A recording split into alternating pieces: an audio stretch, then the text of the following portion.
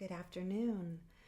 I'm excited to be reading a lecture or short book, whichever you want to call it, by Neville Goddard, and it's called Prayer, the Art of Believing, and it was published in 1945. I wanted to let you know that whenever within Neville Goddard's lectures or short books he quotes the Bible, it will just have a quote and end quote after it. But he won't always say it's out of the Bible. But if it doesn't follow with who it was quoted by, he's quoting the Bible. And then if he's quoting someone else, that'll have quotes, but it'll have the name of who he's quoting, which is rare that he quotes people. However, he does do it, and he will do it in this one. However, the Bible he quotes often, and it's one of the beauties of Neville Goddard is he gives a deeper understanding of what the message in the Bible, as well as the message of Jesus Christ himself, really was. And he has a beautiful, eloquent way of explaining this esoteric knowledge, this deeper, ancient knowledge of understanding of energy. So hopefully that's helpful to you as you listen. And if you have any questions, please feel free to leave them in the comments and I'll be happy to explain further. Okay, on to reading the lecture now. Prayer, the Art of Believing by Neville Goddard. Chapter 1, Law of Reversibility. Quote, "Pray for my soul. More things are wrought by prayer than this world dreams of." End quote. By Tennyson.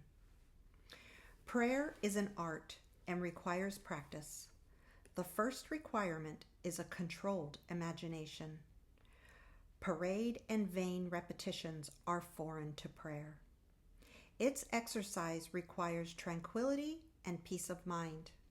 Quote, "Use not vain repetitions." End quote. For prayer is done in secret, and quote, "Thy Father which seeth in secret shall reward thee openly." End quote. The ceremonies that are customarily used in prayer are mere superstitions and have been invented to give prayer an air of solemnity. Those who do practice the art of prayer are often ignorant of the laws that control it. They attribute the results obtained to the ceremonies and mistake the letter for the spirit. The essence of prayer is faith, but faith must be permeated with understanding to be given that active quality which it does not possess when standing alone. Quote, "Therefore get wisdom, and with all thy getting, get understanding." End quote. This book is an attempt to reduce the unknown to the known by pointing out conditions on which prayers are answered and without which they cannot be answered. It defines the conditions governing prayer in laws that are simply a generalization of our observations. The universal law of reversibility is the foundation on which its claims are based. Mechanical motion caused by speech was known for a long time before anyone dreamed of the possibility of an inverse transformation. That is, the reproduction of speech by mechanical motion, parentheses, the phonograph, end parentheses. For a long time, electricity was produced by friction, without ever a thought that friction in turn could be produced by electricity. Whether or not man succeeds in reversing the transformation of a force, he knows nevertheless that all transformations of force are reversible. If heat can produce mechanical motion, so mechanical motion can produce heat. If electricity produces magnetism, magnetism too can develop electric currents. If the voice can cause undulatory currents, so can such currents reproduce the voice, and so on. Cause and effect, energy and matter, action and reaction are the same and interconvertible. This law is of the highest importance because it enables you to foresee the inverse transformation once the direct transformation is verified. If you knew how you would feel were you to realize your objective, then inversely you would know what state you could realize were you to awaken in yourself such feeling. The injunction to pray, believing that you already possess what you pray for, is based upon a knowledge of the law of inverse transformation. If your realized prayer produces in you a definite feeling or state of consciousness, then inversely, that particular feeling or state of consciousness must produce your realized prayer, because all transformations of force are reversible. You should always assume the feeling of your fulfilled wish. You should awaken within you the feeling that you are and have that which heretofore you desired to be and possess. This is easily done by contemplating the joy that would be yours were your objective an accomplished fact, so that you live and move and have your being in the feeling that your wish is realized. The feeling of the wish fulfilled, if assumed and sustained, must objectify the state that would have created it. This law explains why, quote, faith is the substance of things hoped for, the evidence of things not seen, end quote, and why, quote, he calleth things that are not seen as though they were, and things that were not seen become seen, end quote. Assume the feeling of your wish fulfilled and continue feeling that it is fulfilled until that which you feel objectifies itself. If a physical fact can produce a psychological state can produce a physical fact. If the effect, A, can be produced by the cause, B, then inversely, the effect B can be produced by the cause A. Therefore, I say unto you, quote, what things soever you desire, when ye pray, believe that ye have received them, and ye shall have them. End quote. Chapter 2. Dual nature of consciousness. A clear concept of the dual nature of man's consciousness must be the basis of all true prayer. Consciousness includes a subconscious as well as a conscious part.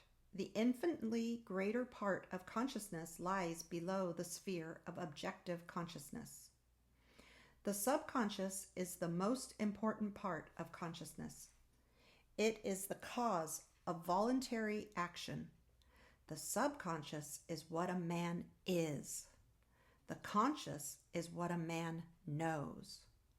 Quote, I and my Father are one, but my Father is greater than I, end quote.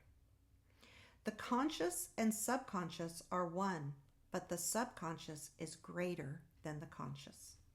Quote, I of myself can do nothing, the Father within me, he doeth the work, end quote. I, objective consciousness of myself, can do nothing. The Father, the subconscious, he doeth the work. The subconscious is that in which everything is known, in which everything is possible, to which everything goes, from which everything comes, which belongs to all, to which all have access.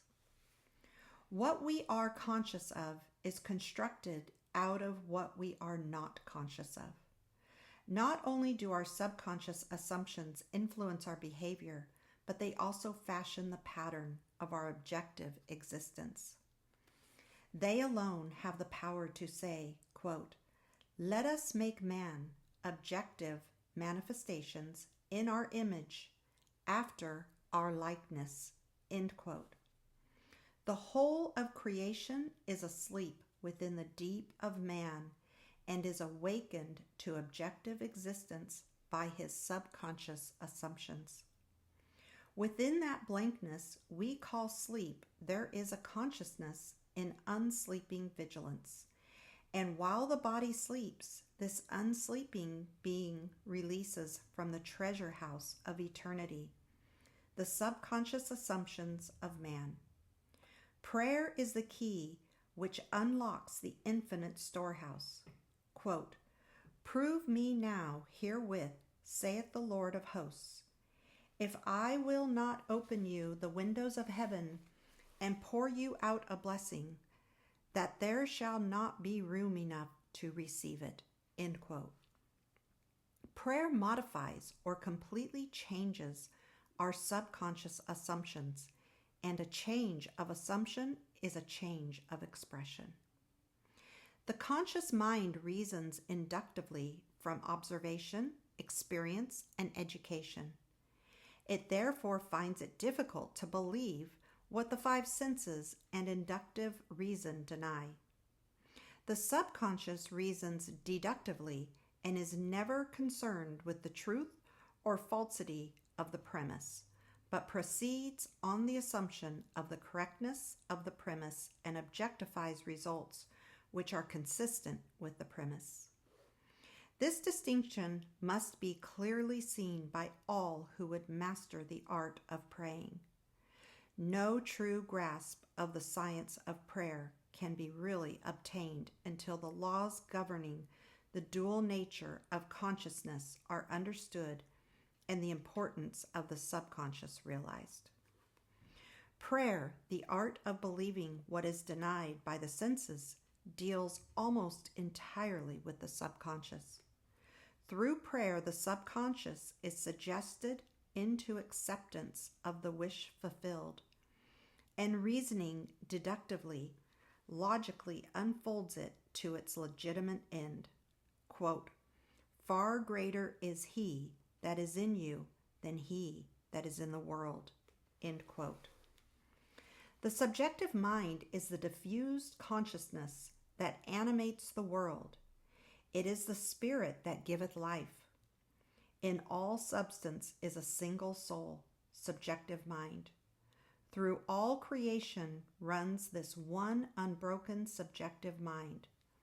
Thought and feeling fused into beliefs impress modifications upon it, charge it with a mission, which mission it faithfully executes. The conscious mind originates premises. The subjective mind unfolds them to their logical ends.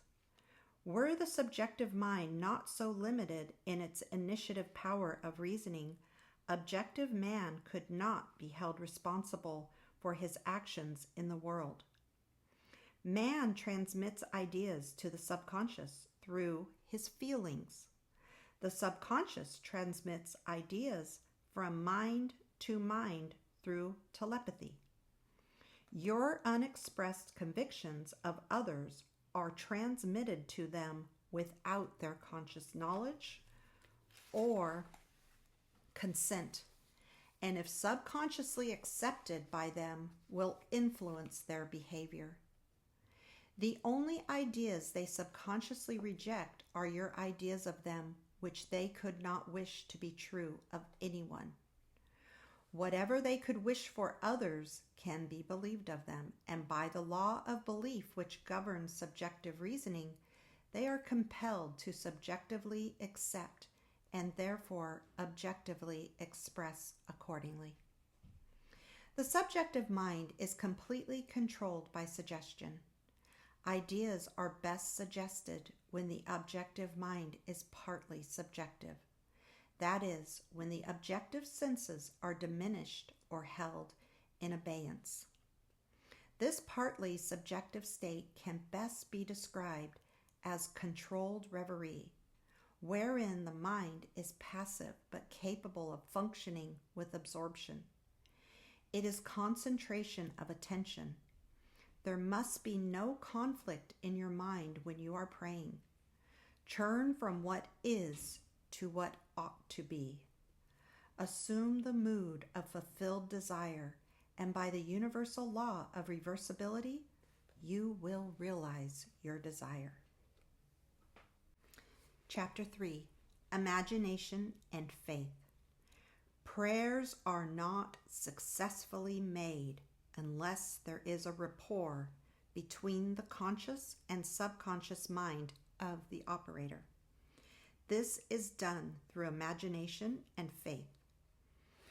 By the power of imagination, all men, certainly imaginative men, are forever casting forth enchantments, and all men, especially unimaginative men, are continually passing under their power.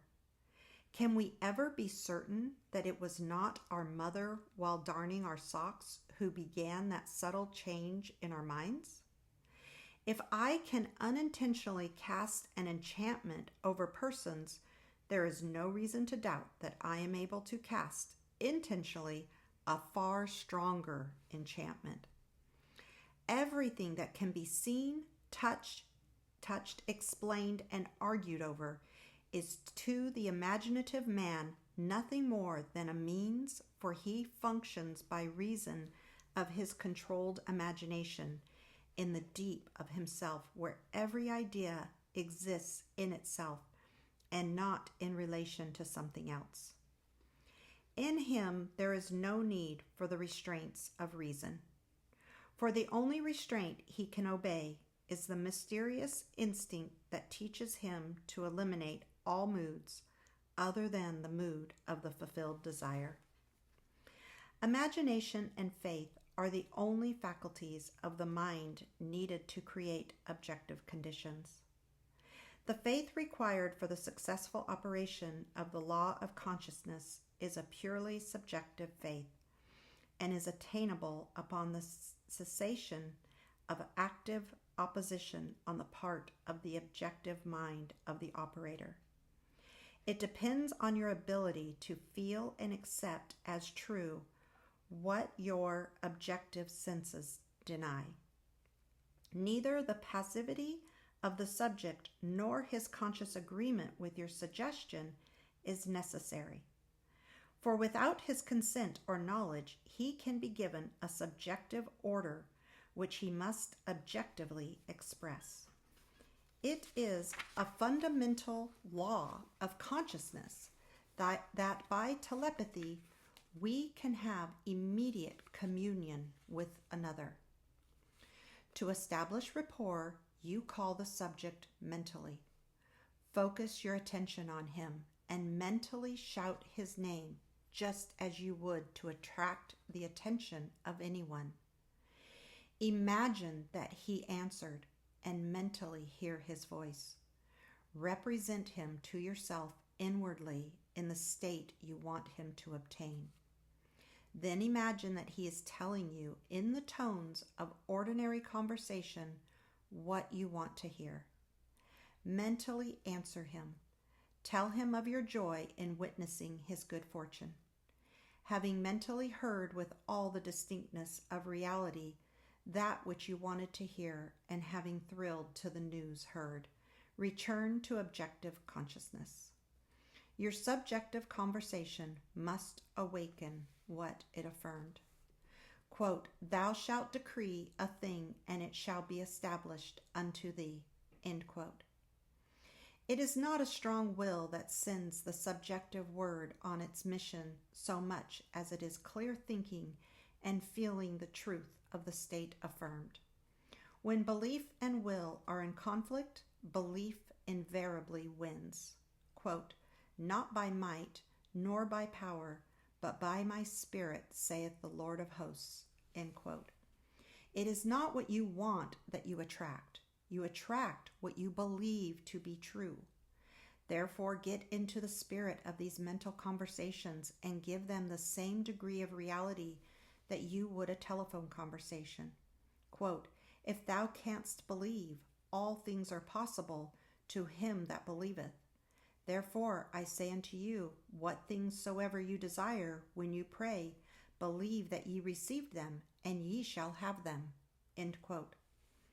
The acceptance of the end wills the means, and the wisest reflection could not devise more effective means than those which are willed by the acceptance of the end. Mentally talk to your friends as though your desires for them were already realized. Imagination is the beginning of the growth of all forms, and faith is the substance out of which they are formed. By imagination, that which exists in latency or is asleep within the deep consciousness is awakened and is given form. The cures attributed to the influence of certain medicines, relics, and places are the effects of imagination and faith. The curative power is not in the spirit that is in them. It is in the spirit in which they are accepted.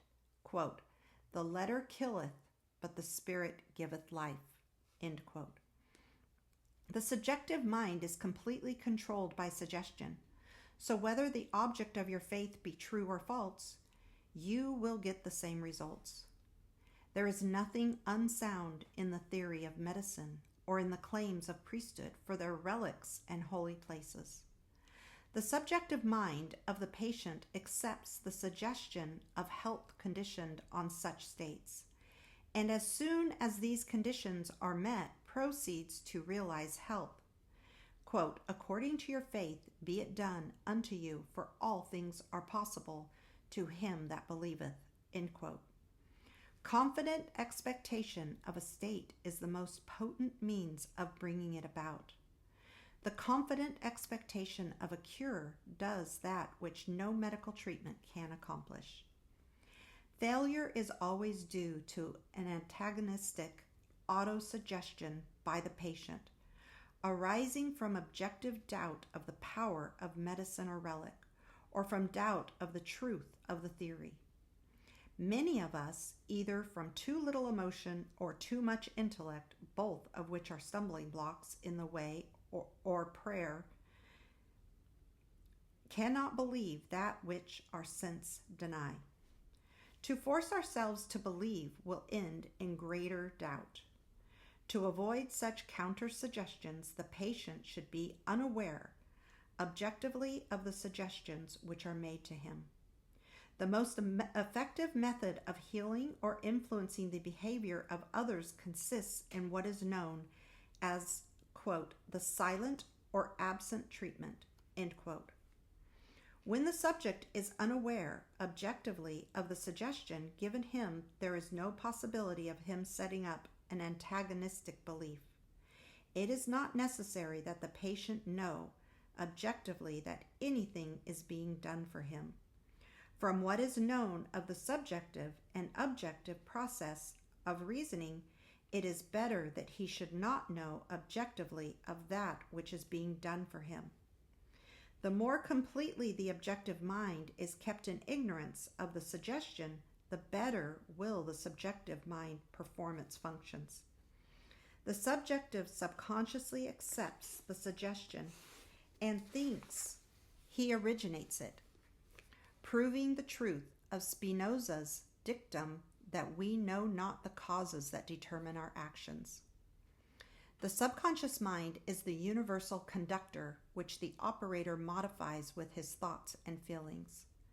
Visible states are either the vibratory effects of subconscious vibrations within you, or they are vibratory causes of the corresponding vibrations within you. A disciplined man never permits them to be causes unless they awaken in him the desirable states of consciousness. With a knowledge of the law of reversibility, the disciplined man transforms his world by imagining and feeling only what is lovely and of good report. The beautiful idea he awakens within himself shall not fail to arouse its affinity in others. He knows the Savior of the world is not a man, but the manifestation that would save. The sick man's Savior is health. The hungry man's is food. The thirsty man's Savior is water. He walks in the company of the Savior by assuming the feeling of his wish fulfilled. By the law of reversibility, that all transformations of force are reversible, the energy or feeling awakened transforms itself into the state imagined. He never waits 4 months for the harvest. If in 4 months the harvest will awaken in him a state of joy, then inversely, the joy of harvest now will awaken the harvest now. Quote, now is the acceptable time to give beauty for ashes, joy for mourning, praise for the spirit of heaviness, that they might be called trees of righteousness, the planting of the Lord, that he might be glorified. End quote. Chapter 4. Controlled Reverie. Everyone is amenable to the same psychological laws which govern the ordinary hypnotic subject. He is amenable to control by suggestion. In hypnosis, the objective senses are partly or totally suspended. However, no matter how profoundly the objective senses are locked in hypnosis, the subjective faculties are alert, and the subject recognizes everything that goes on around him. The activity and power of the subjective mind are proportionate to the sleep of the objective mind. Suggestions which appear powerless when presented directly to the objective consciousness are highly efficient when the subjective is in a hypnotic state. The hypnotic state is simply being unaware objectively. In hypnotism, the conscious mind is put to sleep, and the subconscious powers are exposed as to be directly reached by suggestion. It is easy to see from this, providing you accept the truth of mental suggestions, that anyone not objectively aware of you is in a profound hypnotic state relative to you. Therefore, quote, curse not the king, no, not in thy thought, and curse not the rich in the bedchamber, for a bird of the air shall carry the voice, and that which hath wings shall tell the matter. End quote. What you sincerely believe is true of another, you will awaken within him. No one need be entranced in the ordinary manner to be helped. If the subject is consciously unaware of the suggestion, and if the suggestion given with conviction and confidently accepted by the operator as true, then you have the ideal setting for a successful prayer. Represent the subject to yourself mentally as though he had already done that which you desire him to do. Mentally speak to him and congratulate him on having done what you want him to do. Mentally see him in the state you want him to obtain. Within the circle of its action, every word subjectively spoken awakens objectively what it affirms. Incredulity on the part of the subject is no hindrance when you are in control of your reverie. Bold assertion by you while you are in a partly subjective state awakens what you affirm. Self-confidence on your part and thorough belief in the truth of your mental assertion are all that is needed to produce results. Visualize the subject and imagine that you hear his voice. This establishes contact with his subjective mind. Then imagine that he is telling you what you want to hear. If you want to send him words of health and wealth, then imagine that he is telling you, quote, I have never felt better, and I have never had more, end quote. And mentally tell him of your joy in witnessing his good fortune. Imagine that you see and hear his joy. A mental conversation with the subjective image of another must be in a manner which does not express the slightest doubt as to the truth of what you hear and say. If you have the least idea that you do not believe what you have imagined, you have heard and seen, the subject will not comply, for your subjective mind will transmit only your fixed ideas. Only fixed ideas can awaken their vibratory correlates in those toward whom they are directed. In the controlled reverie, ideas must be suggested with the utmost care. If you do not control your imagination in the reverie, your imagination will control you. Whatever you suggest with confidence is law to the subjective mind. It is under obligation to objectify that which you mentally affirm. Not only does the subject execute the state affirmed, but he does it as though the decision had come of itself, or the idea had originated by him. Control of the subconscious is dominion over all. Each state obeys one mind's control.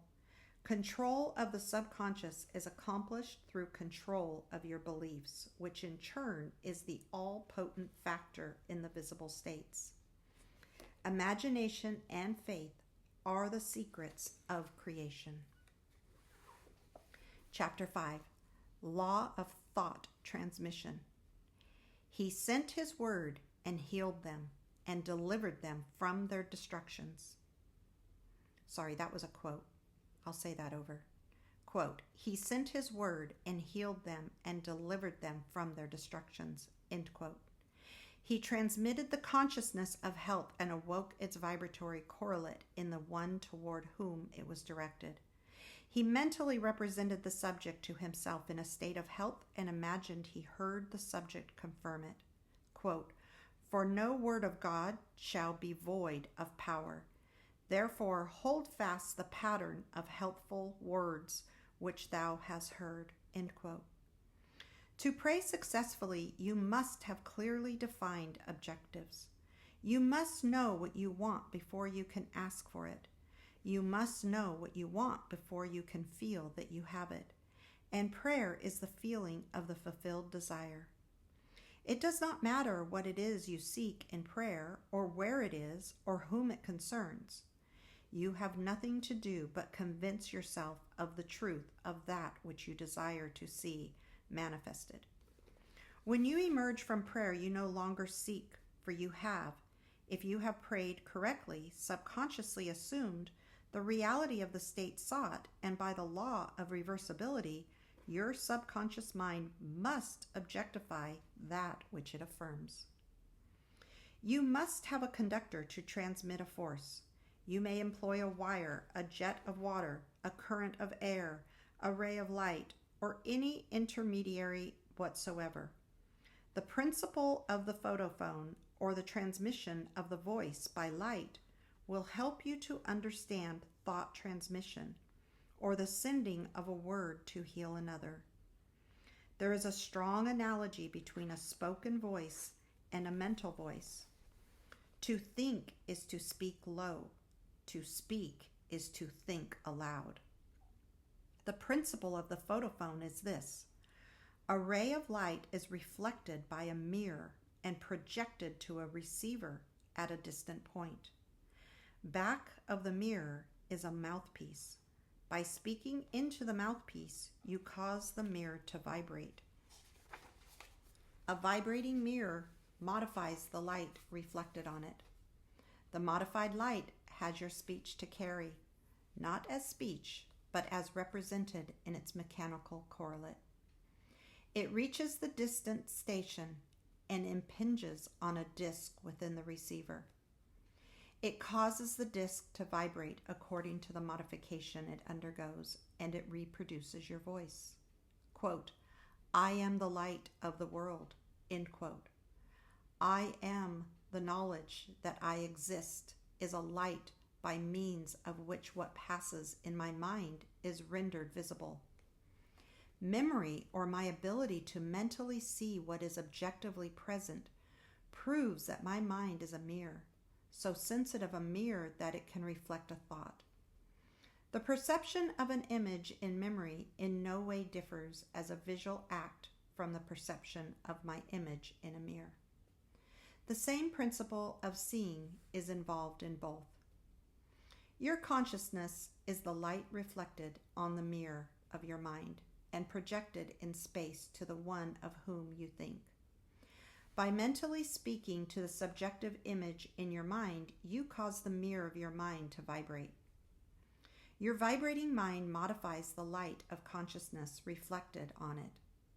The modified light of consciousness reaches the one toward whom it is directed and impinges on the mirror of his mind. It causes his mind to vibrate according to the modification it undergoes. Thus, it reproduces in him what was mentally affirmed by you. Your beliefs, your fixed attitudes of mind, constantly modify your consciousness as it is reflected on the mirror of your mind. Your consciousness, modified by your beliefs, objectifies itself in the conditions of your world. To change your world, you must first change your conception of it. To change a man, you must change your conception of him. You must first believe him to be the man you want him to be, and mentally talk to him as though he were. All men are sufficiently sensitive to reproduce your beliefs of them. Therefore, if your word is not reproduced visibly in him toward whom it is sent, the cause is to be found in you, not in the subject. As soon as you believe in the truth of the state affirmed, results follow. Everyone can be transformed. Every thought can be transmitted. Every thought can be visibly embodied. Subjective words, subconscious assumptions awaken what they affirm. Quote, "They are living and active and shall not return unto me void, but shall accomplish that which I please, and shall prosper in the thing whereto I sent them." End quote. They are endowed with the intelligence of pertaining to their mission and will persist until the object of their existence is realized. They persist until they awaken the vibratory correlates of themselves within the one toward whom they are directed. But the moment the object of their creation is accomplished, they cease to be. The words spoken subjectively in quiet confidence will always awaken a corresponding state in the one in whom it was spoken. But the moment its task is accomplished, it ceases to be, permitting the one in whom the state is realized to remain in the consciousness of the state affirmed or to return to his former state.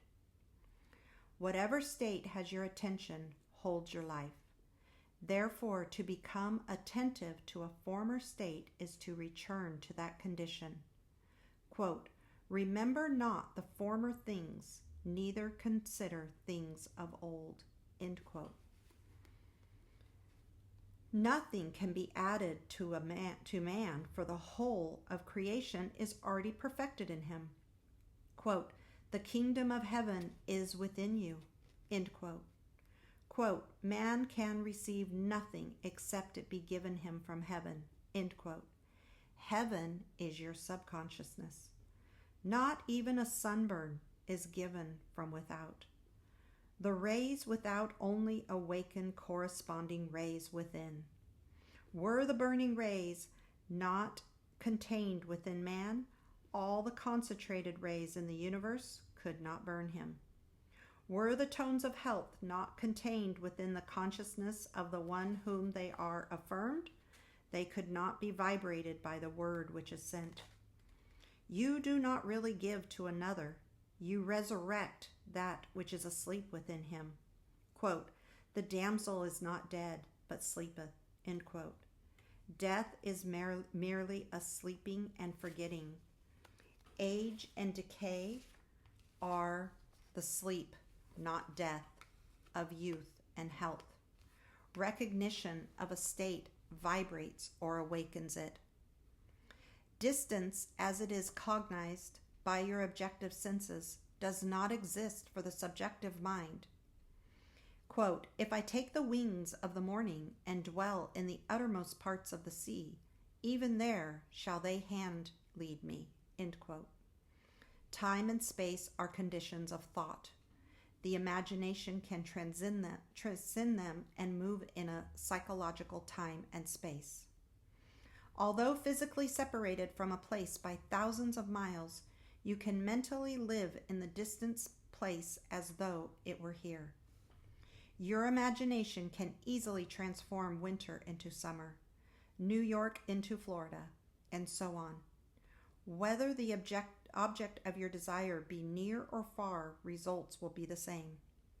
Subjectively, the object of your desire is never far off. Its intense nearness makes it remote from observation of the senses.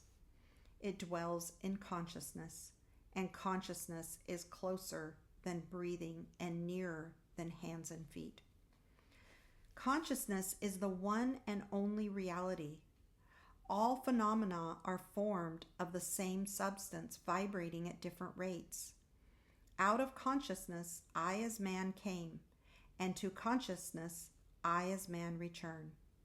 In consciousness, all states exist subjectively and are awakened to their objective existence by belief. The only thing that prevents us from making a successful subjective impression on one at a great distance, or transforming there into here, is our habit of regarding space as an obstacle. A friend 1,000 miles away is rooted in your consciousness through your fixed ideas of him.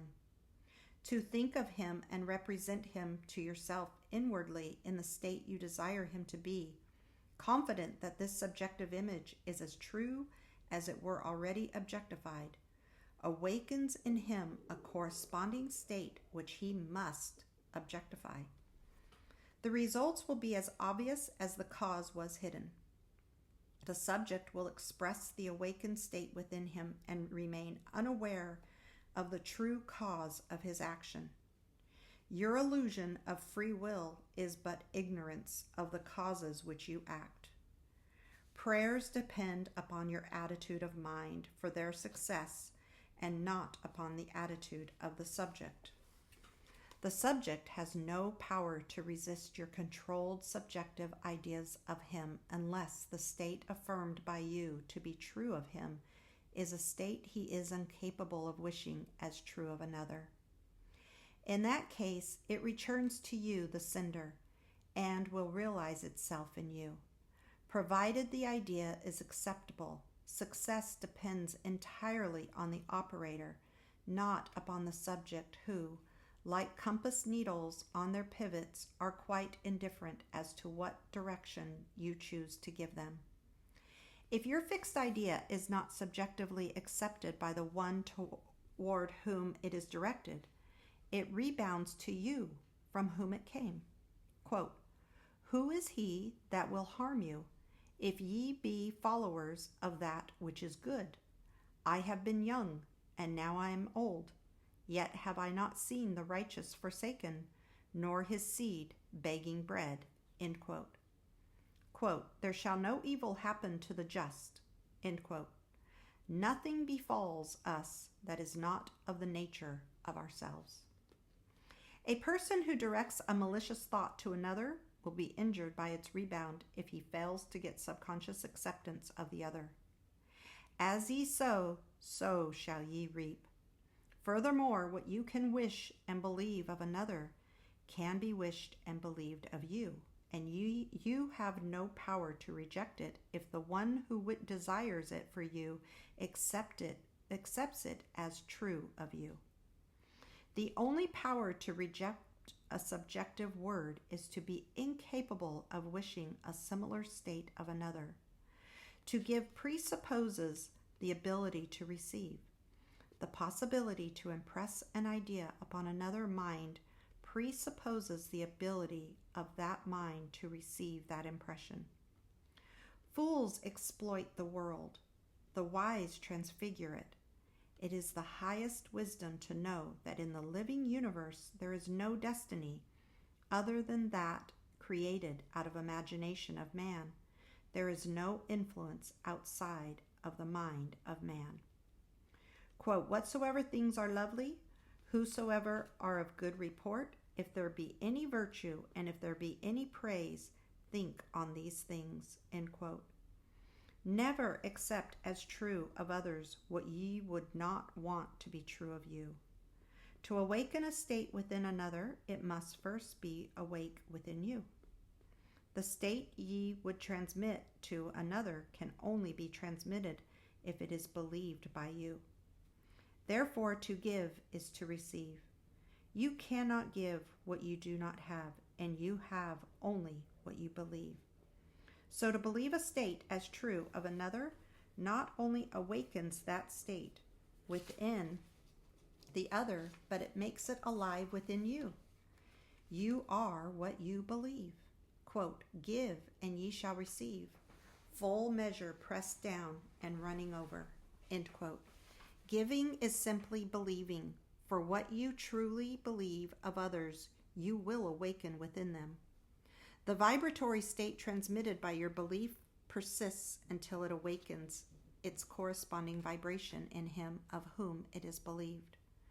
But before it can be transmitted, it must first be awake within the transmitter. Whatever is awake within your consciousness, you are. Whether the belief pertains to self or another does not matter, for the believer is defined by the sum total of his beliefs or subconscious assumptions. Quote, as a man thinketh in his heart, end quote, in the deep subconscious of himself, quote, so is he, end quote. Disregard appearances and subjectively affirm as true that which you wish to be true. This awakens in you the tone of the state affirmed, which in turn realizes itself in you and in the one of whom it is affirmed.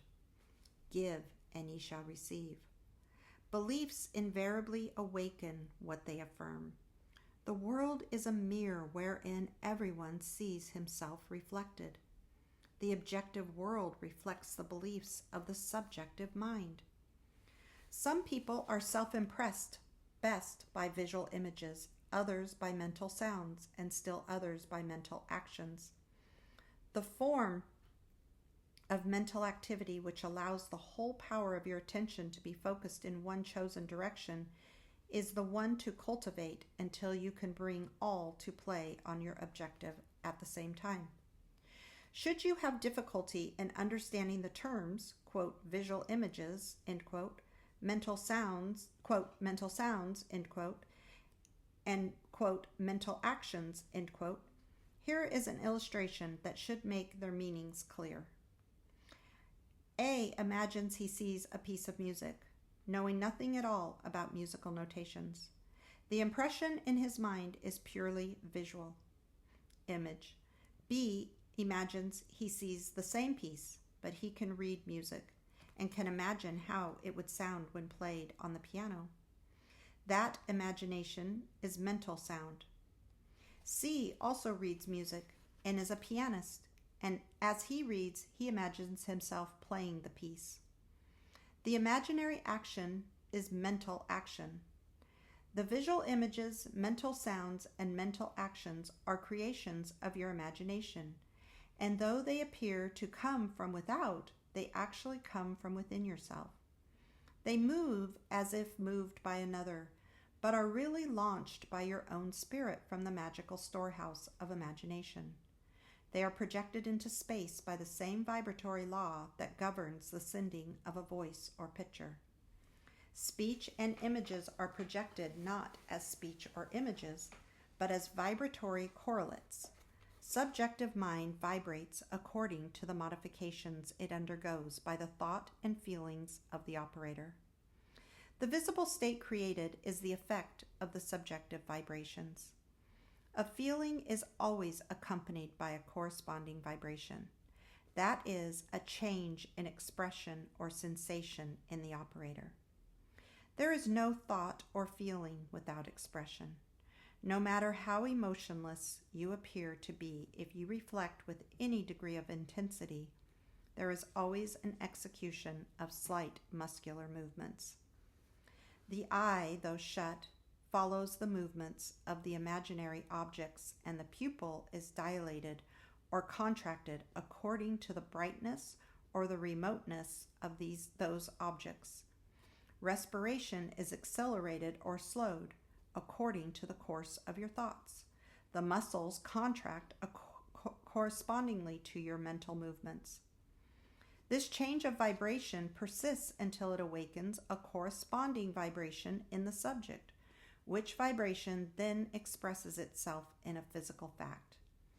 Quote, and the Word was made flesh, end quote. Energy, as you see in the case of radio, is transmitted and received in a, quote, field, end quote, a place where changes in space occur. The field and energy are one and inseparable. The field or subject becomes the embodiment of the word or energy received. The thinker and the thought, the operator and the subject, the energy and the field are one. Were you still enough to hear the sound of your beliefs, ye would know what is meant by, quote, the music of the spheres, end quote. The mental sound you hear in prayer as coming from without is really produced by yourself. Self-observation will reveal this fact. As the music of the spheres is defined as the harmony heard by the gods alone, and is supposed to be produced by the movements of the celestial spheres, so too is the harmony you subjectively hear for others heard by you alone is produced by the movements of your thoughts and feelings in the true kingdom, or, quote, heaven within you, end quote. Chapter 6, Good Tidings. Quote, how beautiful upon the mountains are the feet of him that bringeth good tidings, that publisheth peace, that bringeth good tidings of good, that publisheth salvation, end quote. A very effective way to bring good tidings to another is to call before your mind's eyes the subjective image of the person you wish to help and have him affirm that which you desired him to do. Mentally hear him tell you he has done it. This awakens within him the vibratory correlate of the state affirmed, which vibration persists until its mission is accomplished. It does not matter what it is you desire to have done or whom you select to do it. As soon as you subjectively affirm that it is done, results follow. Failure can result only if you fail to accept the truth of your assertion, or if the state affirmed would not be desired by the subject for himself or another. In the latter event, the state would realize itself in you, the operator. The seemingly harmless habit of, quote, talking to yourself, end quote, is the most fruitful form of prayer. A mental argument with the subjective image of another is the surest way to pray for an argument. You are asking to be offended by the other when you objectively meet. He is compelled to act in a manner displeasing to you, unless before the meeting you countermand or modify your order by subjectively affirming a change. Unfortunately, man forgets his subjective arguments, his daily mental conversations with others, and so is at a loss for an explanation of the conflicts and misfortunes of his life. As mental arguments produce conflicts, so happy mental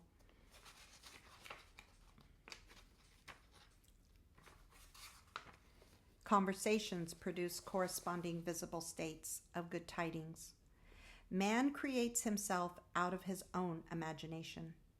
If the state desired is for yourself and you find it difficult to accept as true what your senses deny, call before your mind's eye the subjective image of a friend and have him mentally affirm that you are already that which you desire to be. This establishes in him, without his conscious consent or knowledge, the subconscious assumption that you are that which he mentally affirmed, which assumption, because it is unconsciously assumed, will persist until it fulfills its mission. Its mission is to awaken in you its vibratory correlate, which vibration, when awakened in you, realizes itself as an objective fact. Another very effective way to pray for oneself is to use the formula of Job, who found that his own captivity was removed as he prayed for his friends. Fix your attention on a friend and have the imaginary voice of your friend tell you that he is or has that which is comparable to that which you desire to be or have. As you mentally hear and see him, feel the thrill of his good fortune and sincerely wish him well.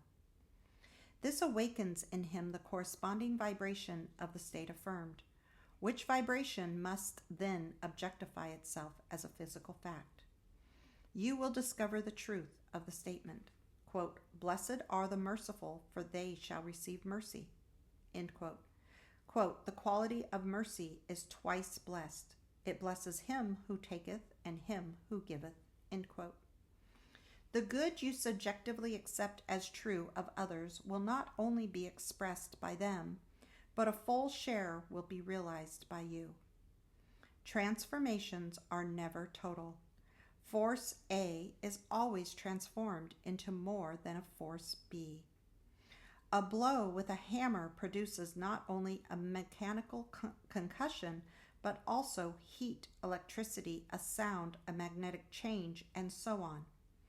The vibratory correlate in the subject is not the entire transformation of the sentiment communicated.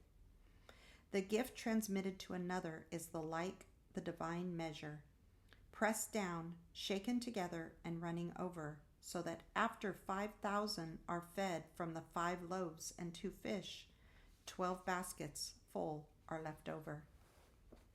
Chapter 7. The Greatest Prayer. Imagination is the beginning of creation. You imagine what you desire, and then you believe it to be true. Every dream could be realized by those self-disciplined enough to believe it. People are what you choose to make them. A man is according to the manner in which you look at him. You must look at him with different eyes before he will objectively change. Quote, 2 men looked from prison bars. One saw the mind, and the other saw the stars. End quote. Centuries ago, Isaiah asked the question, quote, "Who is blind but my servant, or deaf as my messenger that I sent?" End quote. Quote, "Who is blind as he that is perfect, as blind as the Lord's servant?" End quote. The perfect man judges not after appearances, but judges righteously. He sees others as he desires them to be. He hears only what he wants to hear. He sees only good in others. In him is no condemnation, for he transforms the world with his seeing and hearing. The king that sitteth on the throne scattereth the evil with his eye. Sympathy for living things, agreement with human limitations, is not in the consciousness of the king, because he has learned to separate their false concepts from their true being. To him poverty is but the sleep of wealth. He does not see caterpillars, but painted butterflies to be. Not winter, but summer sleeping. Not man in want, but Jesus sleeping. Jesus of Nazareth, who scattered the evil with his eye, is asleep in the imagination of every man, and out of his own imagination must man awaken him by subjectively affirming, "I am," quote, "I am Jesus," end quote. Then and only then will he see Jesus, for man can only see what is awake in himself. The holy womb is man's imagination. The holy child is that conception of himself which fits Isaiah's definition of perfection. Heed the words of St. Augustine, quote, "Too late have I loved thee, for behold, thou wert within, and it was without that I did seek thee." End quote. It is your own consciousness that you must churn as to the only reality. There and there alone you awaken that which is asleep. Quote, "Thou Christ 1,000 times in Bethlehem be born. If he is not born of in thee, thy soul is still forlorn." End quote. Creation is finished. You call your creation into being by feeling the reality of the state you would call. A mood attracts its affinities, but it does not create what it attracts. As sleep is called by feeling, quote, I am sleepy, end quote, so too is Jesus Christ called by the feeling, quote, I am Jesus Christ, end quote. Man sees only himself. Nothing befalls man that is not the nature of himself. People emerge out of the mass betraying their close affinity to your moods as they are indeed engendered. You meet them seemingly by accident, but find they are intimates of your moods.